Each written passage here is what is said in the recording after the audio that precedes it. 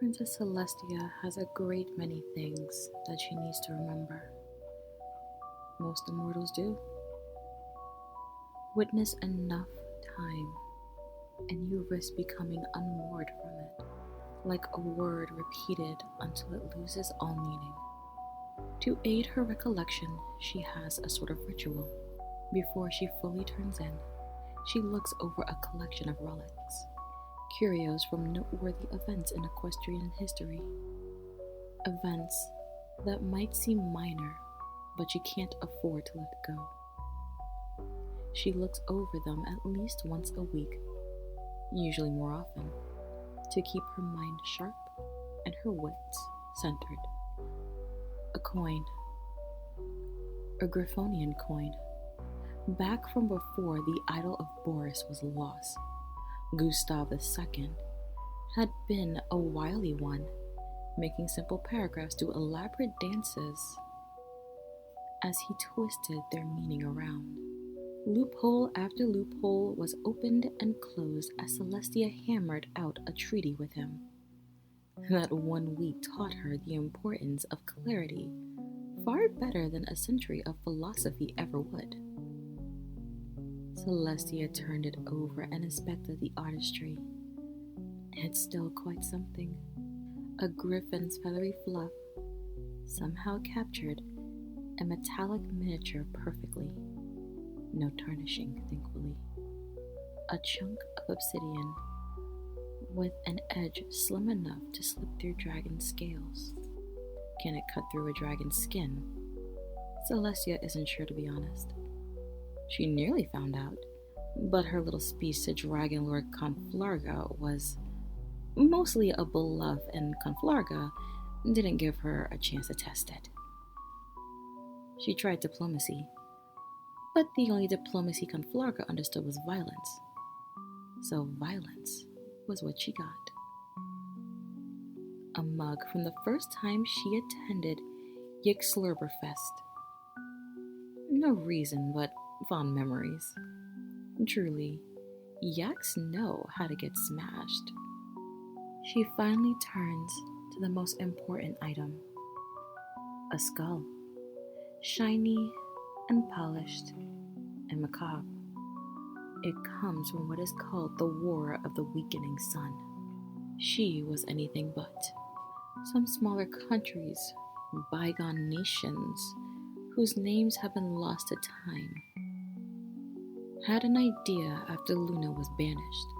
They looked on Equestria, one of his diarchs still reeling from losing the other, and amused Celestia wouldn't be in her right mind, so Equestria would be easy pickings. She wouldn't act rationally, couldn't mount a defense. They entered the borderlands, pillaging and burning and worse, and swept through the country with a shocking speed before Celestia received word. They were half right. Celestia wasn't in her right mind. They merely made a wrong guess about how she wouldn't act rationally. Grief and fear can make people do terrible things.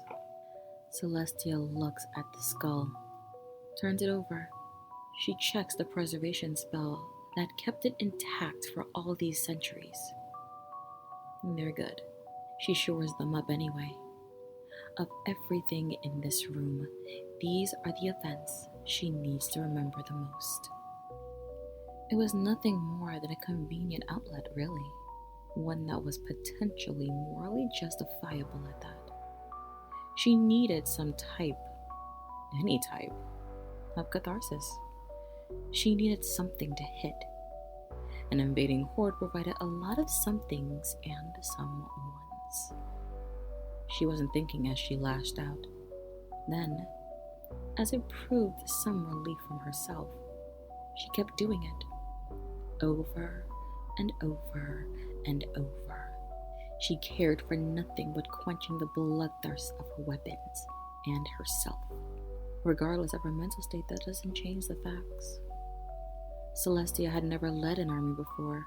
She still isn't sure she did back then. She merely descended on the battlefield and ponies flocked to her banner. She was easy to find in the throes of her magic, shining and golden and scorching and molten. She gave no orders, directed no battalions, merely threw herself into the fray with a wild abandon. How dare they think her soft? At first, her opposition had charged her, thinking she was but one mare. Technically, she was. By the war's end less than 2 years later, simply the possibility of her showing up could make entire armies surrender. Wherever she trod, the earth turned red in her wake. And there's some dust on the skull. She gives it a quick polish. Perfect. She could still remember where she got this particular skull. About 4 moons into the war, before word of her was truly able to spread. A flight of frustration revealed some opportunistic deserters attempting to ransack a town. Her rage burned, landing with the force of a collapsing building.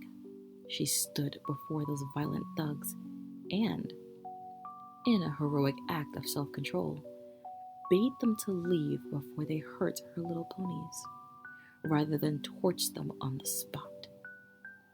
One of them challenged her to a duel. Another burn. She ripped the impudent fool's head off personally. Even now, she can very nearly hear the pop. A shudder ripples through her body. For her conflict mostly waged by a single mare, the carnage was horrific. Peace terms were long in coming, simply because messengers lacked the nerve to approach her, even under a white flag. When some poor soul mustered up the courage, her inner fire roared for more fuel, but she accepted. When she cooled, she was stunned at what she was capable of. The scars on the land were plain. Foreigners flinched when hearing of Equestria. And far from singing the usual songs of noble heroism, the bards were shocked into silence at the wanton destruction she'd wrought. It took more than a century for those whispers to bleed out of the public's mind. Celestia looks at the skull and remembers what she did. The feeling of sunlight scorching her veins, the screams of armies being torn down, the rotten, damp warmth of blood on her skin, the sense of gore and smoke mingling together, corpses beneath her hooves getting trampled in her stampedes, ash and dust filling her lungs as she breathed like a bellows. The masses she left behind, bodies upon bodies upon bodies of her foes. With no one to hold her back, it was butchery, whose likes Equestria has never seen since. Oh, how she misses it. Thank you for listening, every pony. Feel free to subscribe and turn on the notification bell to know when I post more content like this. Feel free to follow me on TikTok, Patreon, X, and Discord. Links in the description. And should you want to join my new nation, feel free to join the Shade Hollow, my Discord server. Good night, every pony.